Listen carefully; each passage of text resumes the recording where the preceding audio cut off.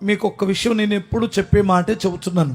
ఏమిటంటే, స్త్రీకి ఏదైనా బాధ వస్తే తండ్రి దగ్గరైనా ఏడ్చుకొని తన బాధ దించేసుకుంటుంది, భర్త దగ్గరైనా ఏడ్చి తన బాధని దించేసుకుంటుంది. గుండెలో ఉన్న బరువు వీలైతే అక్క చెల్లెల దగ్గరో అన్నదమ్ముల దగ్గరో చివరికి కన్న బిడ్డల దగ్గరైనా ఏడ్చేసి తన బరువు దించేసుకుంటుంది. ఎవరి దగ్గర ఏడవకుండా ఏడవడానికి సిగ్గుపడి లోపల బాధని గూడుగట్టుకున్నట్లు గుండెల మీద లోపల అంతరంగములో బాధలన్నీ పెట్టుకొని కుమిలిపోయేవాడు ఎవడైనా ఉన్నాడు అంటే అతడు పురుషుడు. ఈ మధ్యకాలంలో సర్వే చేశారు. ఆ సర్వేలో పురుషులకు ఎక్కువ హార్ట్ అటాకులు వస్తున్నాయి, స్త్రీలకు చాలా తక్కువ వస్తాయి. పురుషులకి ఎక్కువ మందికి స్ట్రోకులు వస్తున్నాయి, హార్ట్ స్ట్రోకులు వస్తున్నాయి. స్త్రీలకు చాలా తక్కువ వస్తున్నాయి. కారణం నేను గ్రహించింది ఇదే. గుండెల్లో ఉన్న వేదన ఇతరులతో, దేవుడి దగ్గర అయితే ఇంకా పనిచేసుకుంటారు, వాళ్ళు ఏడ్చేస్తారు. మనము మనుషుల దగ్గర ఏడవలేము. అందుకనే మన గుండెలో బరువెక్కుతున్నాయి. దానికి ఎలా చేయాలో అర్థం కాక కొంతమంది బార్ షాప్కి వెళ్ళి ఇంకా ఆ గుండె మీద ఇంకా బరువేస్తున్నారు. అంటే అదే ఒక క్వార్టర్ వేసి, తెలుసుగా మీకు, అది చాలా ప్రమాదం. దేవుడు మనకిచ్చిన ప్రతిదినము ₹1,00,00,000 కంటే విలువైంది. ₹1,00,00,000 పెట్టినా 24 గంటలు ఎవడో బ్రతికించలేడు. కానీ మనకిచ్చే ప్రతిరోజు ₹1,00,00,000 కంటే విలువైన రోజులు మనం గడుపుతున్నాం భూమి మీద. మానవ జన్మ అద్భుతమైనది. ఇది మనం ఎంతో అదృష్టం ఉంటే కానీ మనిషిగా పుట్టలేదు. ఈ మానవ జన్మని సద్వినియోగం చేసుకుంటే దీనంత సుఖవంతమైన జీవితం లేదు. దీనిని దుర్వినియోగం చేసుకుంటే దీనంత చండాలపు జీవితం మరొకటి లేదు. కావాలంటే చూడండి, ఒక కుక్క కారులో తిరిగిద్ది, ఒక కుక్క వీధులమ్మట గజ్జి కుక్క అయి తిరిగిద్ది. సేమ్ అలాగనే ఒకడు ఉన్నత స్థానములో తిరిగితే ఒకడు డివైడర్ మధ్యలో దుప్పటి కూడా లేకుండా ముడుచుకొని పడుకొని ఉండడం చూస్తాను నేను చాలాసార్లు. అయ్యో బాబోయ్, వాళ్ళు మనుషులే, ఈడు మనిషే, ఎందుకు ఇలా అయ్యాడు అంటే ఒక్కొక్కడు అంటాడు వాళ్ళ అదృష్టం అలా ఉందండి, ఈడు దురదృష్టం ఇలా ఉందండి అని. ఆడు బుర్ర తక్కువడు కాదు, కానే కాదు. ఈడు తీసుకున్న నిర్ణయాలు అలా వాడిని మార్చివేసి నేను చెప్తాను. ఒక తండ్రిని విడిచిపెట్టినటువంటి వాడు పందులు తినే పొట్టు దగ్గరికి వెళ్ళాల్సి వచ్చింది. కారణం వాడి నిర్ణయం. తర్వాత చెబుతాను నేను. ఈరోజు ఇప్పుడు మీకు చెప్పాలనుకున్న విషయం ఏమిటంటే, లోకస్తులైతే అదృష్టం కొరకు ఎదురు చూస్తారు. ఎవడైనా సంపాదిస్తే వాడు అదృష్టం అంటాడు, లేదంటే వాడు దురదృష్టం అంటాడు. నేనంటాను, ప్రతి ఒక్కరికి అదృష్టం కంటే గొప్పది. అదృష్టం ఎలాంటి విలువైందో నాకు తెలియదు, కానీ అదృష్టం కంటే గొప్పది కృప. అదృష్టం కృప యొక్క కాలి గోటి కూడా సరిపోదు. అదృష్టం అని నువ్వు నమ్మితే, నేను నమ్మను, నేను అదృష్టం అంటే నమ్మను. నేను బైబిల్ చదివాను కాబట్టి. ఒకవేళ నువ్వు నమ్మితే అదృష్టం అనేటువంటిది కృప యొక్క కాలి గోటికి కూడా సరిపోదు. ఆ కృప ఈరోజు నువ్వు పొందుకోవాలని నేను కోరుకుంటున్నాను. ఎంతమందికి దేవుని కృప కావాలి?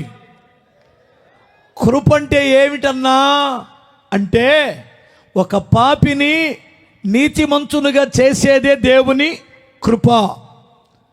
ఒక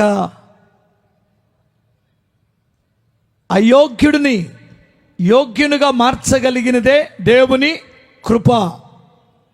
దీన స్థితిలో ఉన్నవాడిని సింహాసనం మీద కూర్చుండబెట్టగలిగినదే దేవుని కృప. ఇంకా చెప్పాలంటే నరకములో కూర్చోవాల్సిన వాడిని పరలోకమునకు చేర్చగలిగినదే దేవుని కృప. ఇంకా చెప్పనా, ఇప్పుడు అప్పులతో ఉండి సమస్యలతో ఉండి ఏం చేయాలో అర్థం కాక చావాలనుకున్న వాడిని వాని స్థితిని మార్చగలిగినదే దేవుని కృప. ఇప్పుడు కృప ఎంతమందికి కావాలి? నీ అప్పు తీరాలంటే దేవుని కృప కావాలి, నీ అనారోగ్యం పోవాలంటే కృప కావాలి, నీ కుటుంబం కట్టబడాలంటే కృప కావాలి. చాలామందికి నేను ఇలా చెప్పకూడదు, మా సహోదరులు లైవ్లో చూస్తున్నారు మీకంటే ఇంట్రెస్ట్గా. ఇప్పుడు లైవ్లో ఉన్నటువంటి వారు అందరూ స్త్రీలే, నాకు తెలుసు ఆ విషయం. హల్లెలూయా. పురుషులు ఎవరు చూడరు. రావాల్సిన వాళ్ళు వచ్చారు, అసలు రాలే దూరంలో ఉన్నవారు పురుషులు కొంతమంది చూస్తున్నారేమో, కానీ ఎక్కువ శాతం స్త్రీలే ఉన్నారు. మీలో కొంతమంది భార్య కూడా సరైన విలువ ఇవ్వక, చెప్పుకోలేక, బయటపడలేక కుమిలిపోతున్నటువంటి వారు కూడా ఇక్కడికి వచ్చారు. ఎందుకు ఆ విషయాలు నేను పూర్తిగా వివరించలేను, ఎందుకంటే స్త్రీలను తక్కువ చేయడం నాకు ఇష్టం లేదు. నీ బాధని, నీ యొక్క విలువ తక్కువ, కుటుంబంలో మనిషి పురుషునికి ఉన్నటువంటి ఒక నైజం ఏమిటంటే, లోకంలో ఎవరు గౌరవించినా గౌరవించకపోయినా భార్య యొక్కత కానీ గౌరవిస్తే బ్రతికేస్తాడు. లోకమంతా నిన్ను తక్కువ చూసినా భార్య కానీ, ఏమండి నువ్వెందుకు బాధపడతావు? నేను నిన్నేమైనా అంటే కదా, నువ్వు నాకు ఎప్పుడు హీరోవే, నువ్వు రాజువే, నువ్వు తెలివైనటువంటి వాడివే. ఇప్పుడేదో చిన్న కష్టాలు వచ్చి కుటుంబం చితికిపోయింది, కానీ నువ్వు చాలా గొప్పవాడివని నా కన్నులు పెట్టి చూస్తున్నాను నేను అని ఎప్పుడైనా నీ భార్య ఎంకరేజ్ చేసి కాస్తంత వచ్చిన వెంటనే భర్తకి ఇవ్వాల్సిన గౌరవాన్ని ఇస్తే ఎన్ని కష్టాలు వచ్చినా బ్రతికేస్తాడు. ఆ మనిషి గాని తోలనాడుచు చేతగానోడని చెమతగానోడా చేసిందల్లా చేసి అని అంటే చచ్చిపోవాలనిపించింది. అవునా కాదా? చెప్పరేంటి అబ్బాయి, చెప్పుకోరేంటయా? ఇప్పుడు ఎవరున్నారు ఇక్కడ? మనమే కదా, స్తోత్రం చెప్పాలి. అందుకనే గేటు దగ్గర వాళ్ళ కాపలా పెట్టాను. స్త్రీలు ఒక్కళ్ళు వచ్చినా తాట తీస్తానని చెప్పాను. అర్థమవుతుందా? ఈ లైవ్ లేకపోతే కూడా బాగుండేది. వాస్తవంగా ఈ లైవ్ అయినా ఎవరు స్త్రీల కోసం ఇవ్వలేదు. పురుషులు దూరం నుంచి రాలని, ఖతార్ నుంచి కూడా ఓ తమ్ముడు ఫోన్ చేశాడు, అన్నా నేను రావాలని ఉంది కానీ రాలేకపోతున్నాను, మేమందరం ఎక్కడి నుండి చూస్తున్నామని. ఏమండి, అదే ఇంకా గల్ఫ్ దేశాల నుంచి 2-3 ఫోన్లు చేశారు, మేము లైవ్లో వింటున్నామని. వాళ్ళందరికీ నిండు వందనాలమ్మా.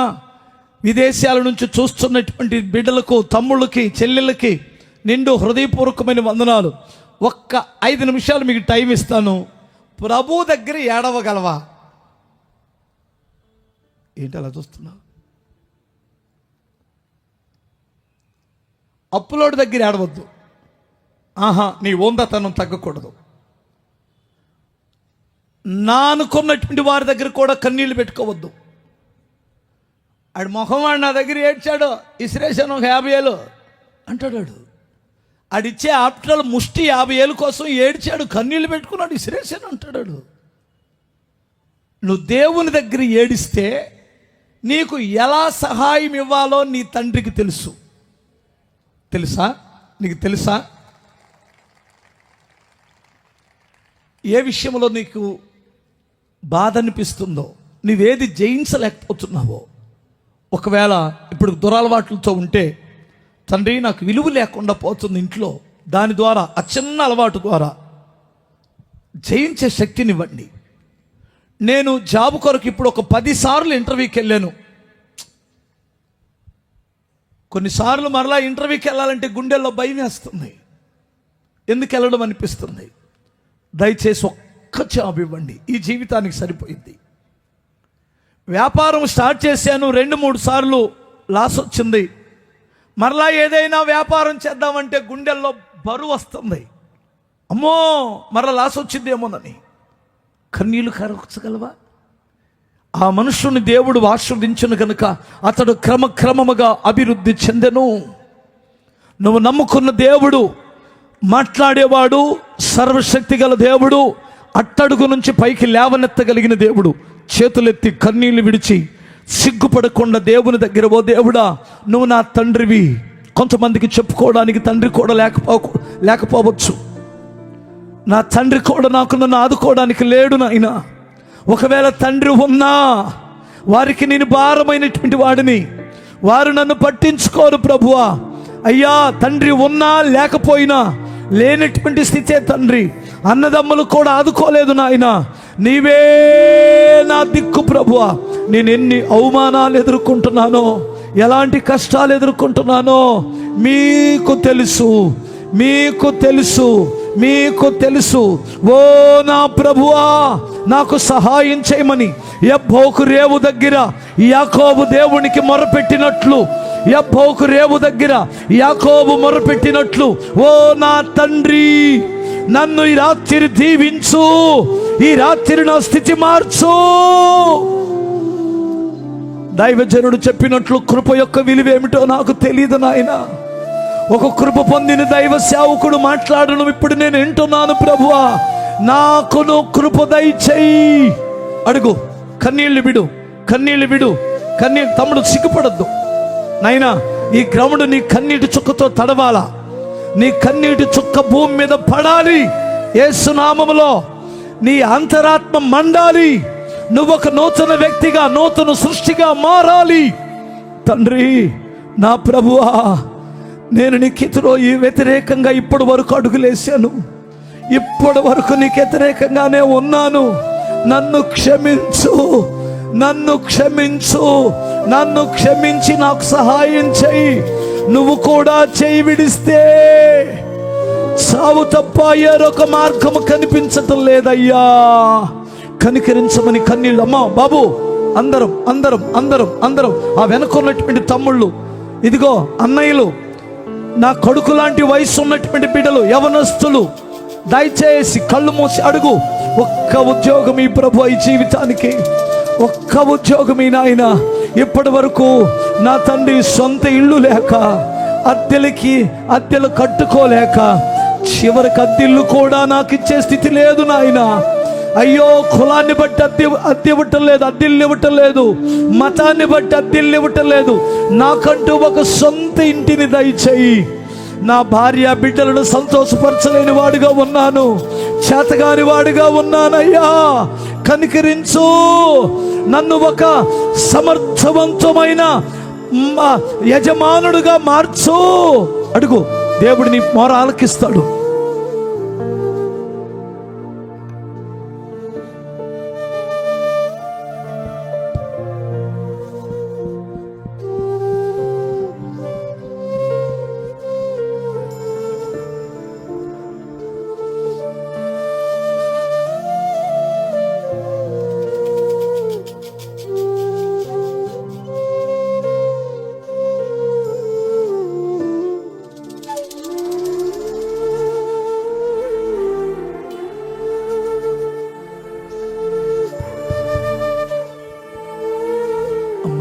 తమ్ముడు